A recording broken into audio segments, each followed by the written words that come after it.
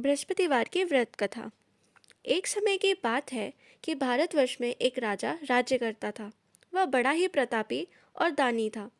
वह नित्य प्रति मंदिर में दर्शन करने जाता था। वह ब्राह्मण और गुरु की सेवा किया करता था। उसके दरवाजे से कोई भी निराश होकर नहीं लौटता था तथा वह प्रत्येक गुरुवार को व्रत रखता एवं पूजन करता था। एक दिन गरीबों की सहायता करता था, परंतु यह सब बातें उसकी रानी को अच्छी नहीं लगती थी। वह ना व्रत करती और ना किसी को एक पैसे तक का दान में देती थी तथा वह राजा से भी ऐसा करने को मना किया करती थी। एक समय की बात है कि राजा तो शिकार खेलने वन को गए हुए थे। घर पर रानी और दासी थी। उस समय गुरु बृहस्पति देव एक साधु का रूप धारण कर राजा के दरवाजे पर भिक्षा मांगने गए। रानी से भिक्षा मांगी तो वह कहने लगी कि हे साधु महाराज, मैं इस तरह दान और पुण्य से तंग आ गई हूँ। मेरे से तो घर का कार्य ही समाप्त नहीं होता। इस कार्य के लिए तो मेरे पति देव ही बहुत हैं। आप इस प्रकार की कृपा करें कि वह सारा धन नष्ट हो जावे तथा मैं आराम से रह सकूं। साधु बोले, हे देवी, तुम तो बड़ी विचित्र हो। संतान और धन से कोई दुखी नहीं होता, इसको सभी चाहते हैं। पापी भी पुत्र और धन की इच्छा करता है। अगर आपके पास धन अधिक है तो भूखे मनुष्यों को भोजन कराओ, प्याऊ लगवाओ, ब्राह्मणों और को दान दो। अधिक है तो धर्मशाला बनवाओ, कुआं, तालाब, बावड़ी, बाग, बगीचों आदि के निर्माण कराओ तथा निर्धन मनुष्यों की कुंवारी कन्याओं का विवाह कराओ और अनेकों यज्ञ धर्म करो। इस प्रकार के कार्य से आपके कुल का और आपका नाम परलोक में सार्थक होगा एवं स्वर्ग की प्राप्ति होगी। मगर वह रानी इन बातों से खुश ना हुई।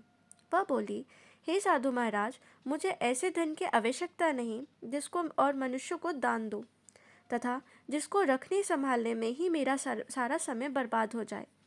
साधु ने कहा, हे देवी, तुम्हारी ऐसी इच्छा है तो ऐसा ही होगा। मैं तुम्हें बताता हूँ, वैसा ही करना।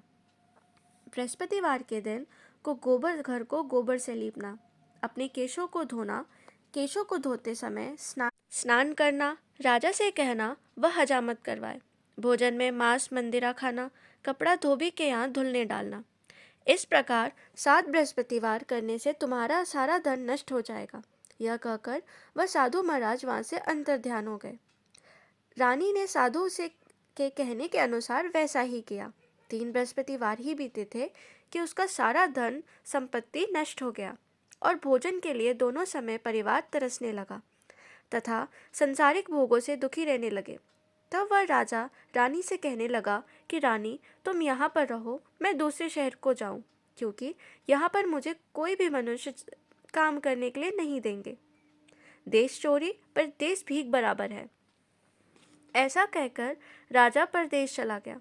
वहाँ जंगल में जाता और लकड़ी काट कर लाता और शहर में बेचता। इस तरह जीवन व्यतीत करने लगा। इधर राजा के घर रानी और दासी दुखी रहने लगी। किसी दिन भोजन मिलता और किसी दिन जल पीकर ही रह जाती। एक समय रानी और दासी को 7 दिन बिना भोजन के व्यतीत हो गए। तो रानी ने अपनी दासी से कहा, हे दासी, यहाँ पास के ही नगर में मेरी बहन रहती है। वह बड़ी धनवान है। तो उसके पास जा और वहाँ से 5 सिर बेजर मांग कर ले आ, जिससे कुछ समय के लिए गुजारा हो जाएगा। इस प्रकार रानी की आज्ञा मानकर दासी रानी के बहन के पास गई। तो रानी के बहन उस समय पूजन कर रही थी, क्योंकि उस रोज बृहस्पतिवार का दिन था। जब दासी ने रानी के बहन को देखा और उससे बोली, हे रानी, मुझे तुम्हारी बहन ने भेजा है, मेरे लिए 5 सिर बेजर दे दो। इस प्रकार दासी ने अनेक बार कहा, परंतु रानी ने कुछ उत्तर नहीं दिया, क्योंकि वह उस समय बृहस्पतिवार की व्रत कथा सुन रही थी। इस प्रकार जब दासी को किसी प्रकार उत्तर नहीं मिला तो वह बड़ी दुखी हुई और क्रोध भी आया और लौटकर अपने गांव आ गई। रानी के पास आकर बोली, हे रानी, आपकी बहन बहुत ही धनी स्त्री है। वह छोटे लोगों से बात भी नहीं करती, क्योंकि मैंने उनसे कहा तो उसने कोई उत्तर नहीं दिया। मैं वापस चली आई। रानी बोली, हे दासी, इसमें उसका कोई दोष नहीं है। जब बुरे दिन आते हैं तब कोई सहारा नहीं देता। अच्छे बुरे का पता व्यक्ति में ही लगता है। जो ईश्वर की इच्छा होगी वही होगा। वह सब हमारे भाग्य का दोष है। उधर उस रानी ने देखा कि मेरी बहन की दासी आई थी, परंतु मैं उससे नहीं बोली। इससे वह बहुत दुखी हुई होगी। यह सोच कथा को सुन और विष्णु भगवान का पूजन समाप्त कर वह रानी अपनी बहन के घर चल दी और जाकर अपनी बहन से कहने लगी, हे बहन, मैं बृहस्पतिवार का व्रत कर रही थी। तुम्हारी दासी गई तो जब कथा होती है तब तक ना उठते हैं और ना बोलते हैं, इसीलिए मैं ना बोली। कहो दासी क्यों आई थी? रानी बोली, बहन, हमारे अनाज नहीं था। वैसे तुमसे कोई बात छिपी नहीं है, इस कारण मैंने दासी को तुम्हारे पास भेजा था। रानी बोली, बहन देखो, बृहस्पति भगवान सबकी मनोकामना पूर्ण करते हैं। देखो, शायद तुम्हारे घर में अनाज रखा हो। इस प्रकार का वचन जब रानी ने सुना तो वह उसके घर के अंदर गई और वहां उसे एक घड़ा बेजर का भरा मिला। तब तो वह रानी और बांदी को बहुत खुशी हुई। घड़ा देखकर दासी कहने लगी, हे रानी देखो, वैसे हमको जब नहीं मिलता तो हम रोज ही व्रत करते हैं। अगर इनसे व्रत की विधि और कथा पूछ ली जाए तो उसे हम भी किया करेंगे। तब उस रानी ने अपनी बहन से पूछा कि हे बहन, बृहस्पतिवार के व्रत में चना की दाल मुनक्का से विष्णु भगवान का केले की जड़ में पूजन करें तथा दीपक जलावे, पीला भोजन करें तथा कहानी सुने। इस प्रकार करने से गुरु भगवान प्रसन्न होते हैं, अन्न पुत्र धन देते हैं, मनोकामना पूर्ण करते हैं। इस प्रकार रानी और दासी ने निश्चय किया कि वह बृहस्पति भगवान का पूजा किया करेंगी। 7 रोज बाद जब बृहस्पतिवार आया तो उन्होंने व्रत रखा, गुड़साल में जाकर चना गुड़ बीन लाई तथा उनकी दाल से केले के जड़ का तथा विष्णु भगवान का पूजन किया। अब भोजन पीला कहाँ से आवे? बेचारी बड़ी दुखी हुई, परंतु उन्हें व्रत किया था, इस कारण गुरु भगवान प्रसन्न थे। 2 थालों में सुंदर पीला भोजन लेकर आए और दासी को देखकर कहा, हे दासी, यह तुम्हारे और रानी के लिए भोजन है, तुम दोनों करना। दासी भोजन पाकर बड़ी प्रसन्न हुई और रानी से बोली, चलो रानी जी, भोजन कर लो। रानी को इस विषय में कुछ पता नहीं था, इसलिए वह दासी से बोली, तुम ही भोजन कर, क्योंकि तू ही हमारी व्रत में हंसी उड़ाती है। दासी बोली, एक महात्मा भोजन दे गए हैं। रानी ने कहने लगी, वह भोजन तेरे लिए है, तू ही भोजन कर। दासी ने कहा, वह महात्मा हम दोनों को 2 थालों में भोजन दे गए हैं, इसीलिए हम और तुम दोनों ही साथ साथ भोजन करेंगी।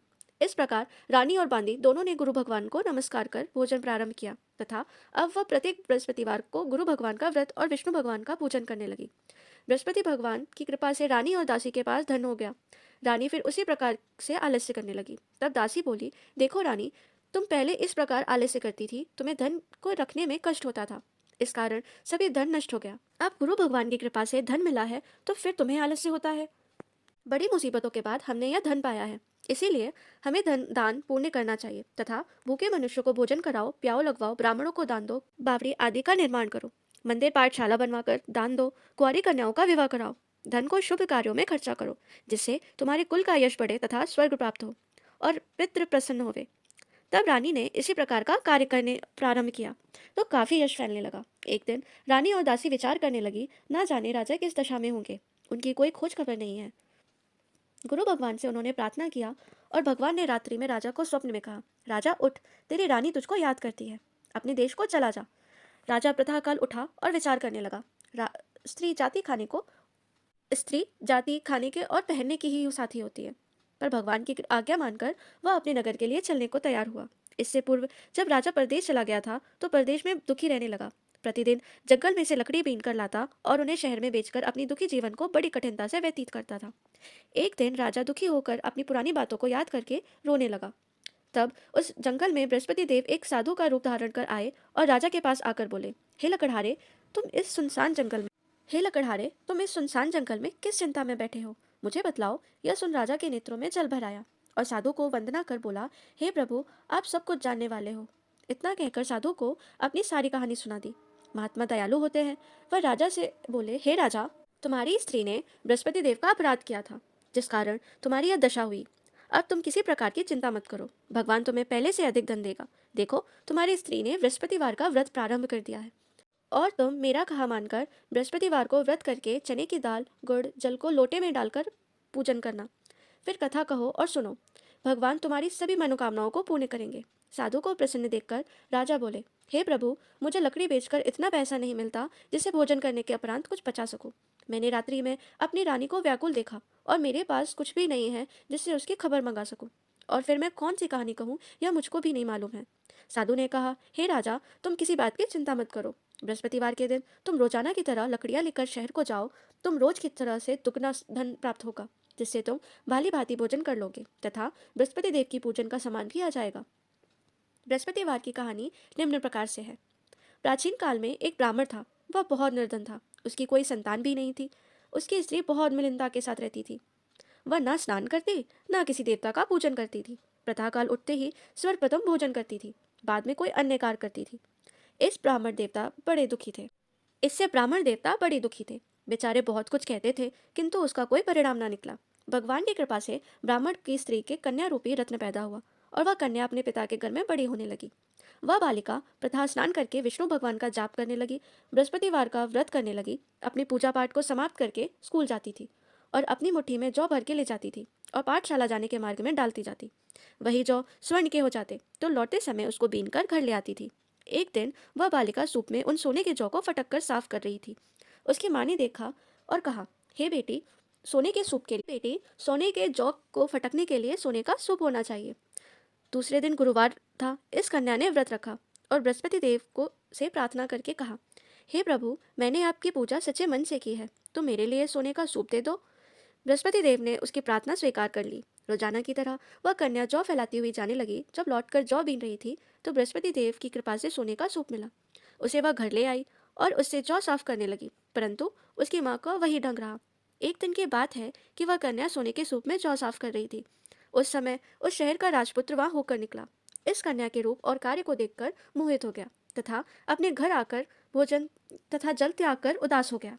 राजा को जब इस बात का पता चला तो वह अपने प्रधानमंत्रियों के साथ अपने पुत्र के पास गए और बोले, हे बेटा, तुम्हें किस बात का कष्ट है? किसी ने अपमान किया है अथवा कोई और कारण है सो कहो। मैं वही कार्य करूंगा जिससे तुम्हें प्रसन्नता हो। अपने पिता के राजकुमार ने बातें सुनी तो वह बोला, मुझे आपकी कृपा से किसी बात का दुख नहीं है, किसी ने मेरा अपमान भी नहीं किया है, परंतु मैं उस लड़की के साथ विवाह करना चाहता हूँ जो सोने के सूप में जौ साफ कर रही थी।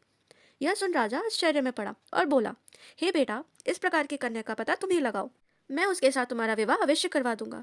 राजकुमार ने उस लड़की के घर का पता बतलाया। मंत्री उस लड़की के घर गए और ब्राह्मण की कन्या का विवाह राजकुमार के साथ संपन्न हो गया। कन्या के घर से जाते ही पहले की भांति उस ब्राह्मण देवता के घर में गरीबी का निवास हो गया। अब भोजन के लिए भी अन्न बड़ी मुश्किल से मिलता था। एक दिन दुखी होकर ब्राह्मण देवता अपनी पुत्री के पास गए। बेटी ने पिता की दुखी अवस्था को देखकर अपनी माँ को समाचार बताया। तब ब्राह्मण ने सभी हाल कहा। कन्या ने बहुत सा धन देकर अपने पिता को विदा किया। इस तरह ब्राह्मण कुछ समय सुखपूर्वक व्यतीत हुआ। कुछ दिन बाद फिर वही हाल हो गया। ब्राह्मण फिर अपनी कन्या के यहाँ गया और सभी हाल कहा। तो लड़की बोली, हे पिताजी, आप माता जी को यहाँ ले आवा लाओ, मैं उन्हें विधि बता दूंगी जिससे गरीबी दूर हो जाएगी। वह ब्राह्मण देवता अपनी स्त्री के साथ लेकर पहुंचे तो पुत्री अपनी माँ को समझाने लगी, हे माँ, तुम प्रातःकाल उठकर प्रथम स्नान आदि करके विष्णु भगवान का पूजन करो और सभी दरिद्रता दूर हो जाएगी। परंतु उसकी माँ ने एक भी ना बात मानी और प्रातःकाल उठकर अपनी पुत्री के बच्चों का भोजन खा लेती थी। एक दिन उसकी पुत्री को बहुत गुस्सा आया और एक रात कोठरी में से सभी सामान निकाल दिया और अपनी माँ को उसमें बंद कर दिया। प्रातःकाल उसमें से निकाला तथा स्नान आदि कराकर पूजन पाठ करवाया तो उसकी माँ की बुद्धि ठीक हो गई और वह प्रत्येक बृहस्पतिवार को व्रत करने लगी। इस प्रकार के प्रभाव से उसकी माँ को बहुत ही धनवान तथा पुत्रवती हुई और बृहस्पति जी के प्रभाव से स्वर्ग को प्राप्त हुई तथा वह ब्राह्मण भी सुखपूर्वक इस लोक से सुख भोग कर स्वर्ग को प्राप्त हुए। इस तरह कहानी कहकर साधु देवता वहां से लोप हो गए। धीरे धीरे समय व्यतीत होने पर फिर वही बृहस्पतिवार का दिन आया। राजा जंगल से लकड़ी काटकर किसी शहर में बेचने गया। उसे उस दिन और दिन से अधिक धन मिला। राजा ने चना गुड़ आदि लाकर बृहस्पतिवार का व्रत किया। उस दिन से उसके सारे कलेश दूर हो गए, परंतु जब दोबारा गुरुवार का दिन आया तो उसे बृहस्पतिवार का व्रत करना भूल गया। इस कारण बृहस्पति देव भगवान नाराज हो गए।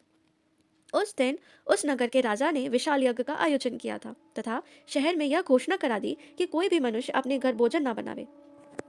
उस दिन से उसके सारे सभी कलेश दूर हो गए, परंतु जब दोबारा गुरुवार का दिन आया तो बृहस्पतिवार का व्रत करना भूल गया।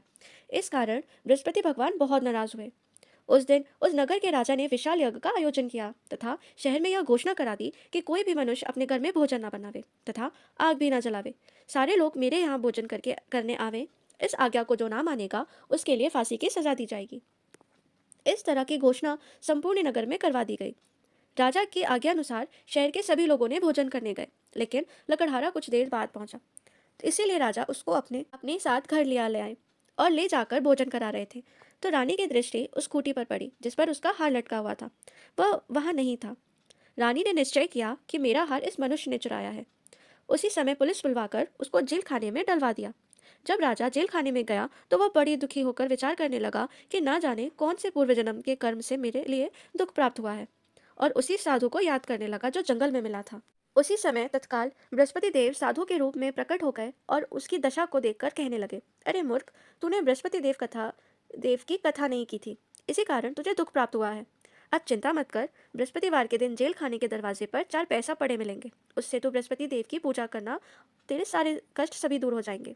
बृहस्पतिवार के रोज उसे 4 पैसे मिले। राजा ने बृहस्पतिवार के रोज उसे 4 पैसे मिले। राजा ने कथा कही। उसी रात्रि को बृहस्पति देव उस नगर के राजा को स्वप्न में कहा, हे राजा, तुमने जिस आदमी को जेल खाने में बंद किया है वह निर्दोष है, वह राजा है, उसे छोड़ देना। रानी का हार उसी खूंटी पर लटका हुआ है, अगर तू ऐसा नहीं करेगा तो मैं तेरे राज्य को नष्ट कर दूंगा। इस प्रकार के रात्रि स्वप्न को देखकर राजा प्रातःकाल उठा और खूंटी पर हाथ टंगा देखकर लकड़हारे को बुलाकर क्षमा मांगी तथा राजा को योग्य। इस तरह रात्रि स्वप्न को देख राजा प्रातःकाल उठा और खूंटी पर हाथ टंगा देकर लकड़हारे को बुलाकर क्षमा मांगी तथा राजा को योग्य सुंदर वस्त्र आभूषण देकर विदा किया। गुरुदेव की आज्ञा अनुसार राजा अपने नगर को चल दिए। राजा जब नगर के लिए निकट पहुंचा तो उसे बड़ा ही आश्चर्य हुआ।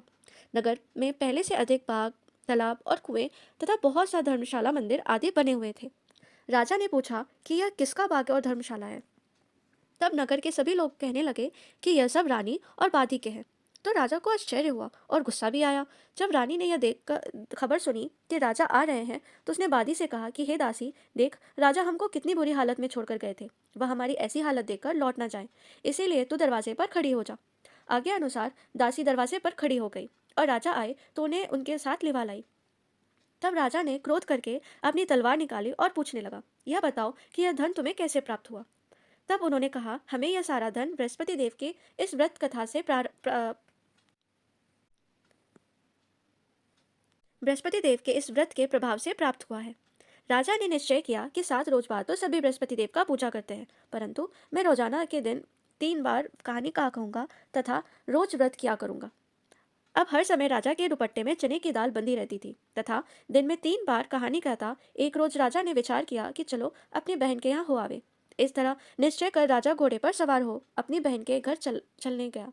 इस तरह निश्चय कर राजा घोड़े पर सवार हो अपनी बहन के यहाँ चलने लगा। मार्ग में उसने देखा कि कुछ आदमी एक मुर्दे को लिए जा रहे हैं। उन्हें रोककर राजा कहने लगा, अरे भैया, मेरी बृहस्पति देव की कहानी सुन लो। वह बोले, लो, हमारा तो आदमी मर गया और इसको अपनी कथा की पड़ी है। परंतु कुछ आदमी बोले, अच्छा कहो, हम तुम्हारी कथा भी सुनेंगे। राजा ने दाल निकाली और जब कथा आधी हुई कि मुर्दा हिलने लगा, और जब कथा समाप्त हो गई तो राम राम करके वह मनुष्य खड़ा हो गया। मार्ग में उसे एक किसान खेत में हल चलाता मिला। राजा ने उसे देखा और उससे बोला, अरे भैया, तुम मेरी बृहस्पतिवार की कथा सुन लो। किसान बोला, जब तक मैं तेरी कथा सुनूंगा तब तक 4 हेड़ियां जोत लूंगा। जा अपनी कथा किसी और को सुनाना। इस तरह राजा आगे चलने लगा। राजा के हटते ही बैल पछाड़ खाकर गिर गया तथा उसके पेट में बहुत दर्द हुआ। उस समय उसकी माँ रोटी लेकर आई। उसने यह देखा तो अपने पुत्र से सवाल पूछा और बेटे ने सवाल कहा। बुढ़िया दौड़ी दौड़ी उस घुड़सवार के पास गई और उससे बोली, मैं तेरी कथा सुनूंगी, तू अपनी कथा मेरे खेत पर ही चलकर कहना। राजा ने बुढ़िया के खेत पर जाकर कथा कही, जिसके सुनते ही बैल खड़े हुए तथा किसान के पेट का दर्द बंद हो गया। राजा अपनी बहन के घर पहुंच गया। बहन ने भाई की खूब मेहमानी की। दूसरे रोज प्रातःकाल राजा जगा तो वहां देखकर हैरान रह गया। सभी लोग भोजन कर रहे थे। राजा अपनी बहन से कहा कि ऐसा कोई मनुष्य है जिसने भोजन ना किया हो, मेरी बृहस्पतिवार की कथा सुन ले। बहन बोली, हे भैया, यह देश ऐसा ही है, पहले यहाँ लोग भोजन करते हैं, बाद में अन्य कार्य करते हैं। अगर कोई पड़ोस में है तो मैं देखा हूँ। वह ऐसा कहकर देखने चली गई, परंतु उसे कोई भी ऐसा व्यक्ति नहीं मिला जिसने भोजन ना किया हो। अतः वह एक कुमार के घर में गई जिसका लड़का बीमार था। उसे मालूम हुआ कि उसने यह 3 रोज से किसी ने भोजन नहीं किया है। रानी ने अपने भाई की कथा सुनने के लिए कुमार से कहा। वह तैयार हो गया। राजा ने बृहस्पतिवार की कथा कही, जिससे सुनकर उसका लड़का ठीक हो गया। अब तो रोज राजा की प्रशंसा होने लगी।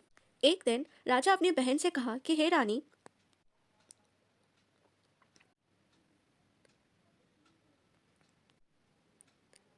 राजा ने अपनी रानी से कहा, हम निर्वंशी राजा हैं, हमारा मुंह देखने का धर्म नहीं है और कुछ भोजन आदि नहीं किया। रानी बोली, हे प्रभु, बृहस्पति देव हमें सब कुछ दिया है, हमें औलाद अवश्य देंगे। उसी रात को बृहस्पति देव ने राजा को स्वप्न में कहा, हे राजा, उठ, सभी सोच को त्याग दे, तेरी रानी गर्भ से है। राजा को यह बात सुनकर बड़ी खुशी हुई। 9वें महीने में उसके गर्भ से एक सुंदर पुत्र पैदा हुआ। तब राजा बोले, हे रानी, स्त्री बिना भोजन के रह सकती है, बिना कहे नहीं। स्त्री बिना भोजन के रह सकती है, बिना कहे नहीं। जब मेरी बहन आवे तो मुझसे कुछ मत कहना। रानी ने सुनकर हाँ कह दिया। जब राजा की बहन ने यह शुभ समाचार सुना तो वह बहुत खुशी हुई तथा बधाई लेकर अपने भाई के यहाँ आई। तभी रानी ने कहा, घोड़ा चढ़कर तो नहीं आई, गधा चढ़ी आई। राजा ने बहन बोल जब राजा की बहन ने यह शुभ समाचार सुना तो वह बहुत खुश हुई तथा बधाई लेकर अपने भाई के यहाँ आई। तभी रानी ने कहा, घोड़ा चढ़कर तो नहीं आई, गधा चढ़ी आई। राजा की बहन बोली, भाई भाई, मैं इस प्रकार ना कहती तो तुम्हें औलादी कैसे मिलती। बृहस्पति देव ने ऐसे ही है, जैसे जिसके मन में कामनाएं आए सभी को पूर्ण करते हैं। जो सद्भावना पूर्वक बृहस्पतिवार का व्रत करता है एवं कथा पढ़ता है अथवा सुनता है और दूसरों को सुनाता है, बृहस्पति देव उनकी सभी मनोकामनाएं पूर्ण करते हैं। भगवान बृहस्पति देव उनकी सदैव रक्षा करते हैं। संसार में सद्भावना से मनुष्य जी का बृहस्पति देव उनकी सभी मनोकामनाएं पूर्ण करते हैं। भगवान बृहस्पति देव उनकी सदैव रक्षा करते हैं। संसार के सद्भावना से भगवान जी का पूजन व्रत सच्चे हृदय से करते हैं और उनकी सभी मनोकामनाएं पूर्ण करते हैं। बृहस्पति देव ऐसे ही है, जिसकी जैसे मन में बृहस्पति देव ऐसे ही है, जिसके मन में कामनाएं हैं सभी को पूर्ण करते हैं। जो सद्भावना पूर्वक बृहस्पतिवार का व्रत कर सभी को पुण्य करते हैं। जो सद्भावना पूर्वक बृहस्पतिवार का व्रत करता है एवं कथा पढ़ता है अथवा सुनता और दूसरों को सुनाता है, बृहस्पति देव उनकी सभी मनोकामनाएं पूर्ण करते हैं। भगवान बृहस्पति देव उनकी सदैव रक्षा करते हैं। संसार में सद्भावना से भगवान जी का पूजन व्रत सच्चे हृदय से करते हैं तो उनकी सभी मनोकामनाएं पूर्ण करते हैं। जैसी सच्ची भावना रानी और राजा ने उनकी जैसी सच्ची भावना से रानी और राजा ने उसकी कथा का गुणगान किया तथा उनकी सभी इच्छाएं बृहस्पति देव ने पूर्ण की। इसीलिए सब कथा सुनने के बाद प्रसाद लेकर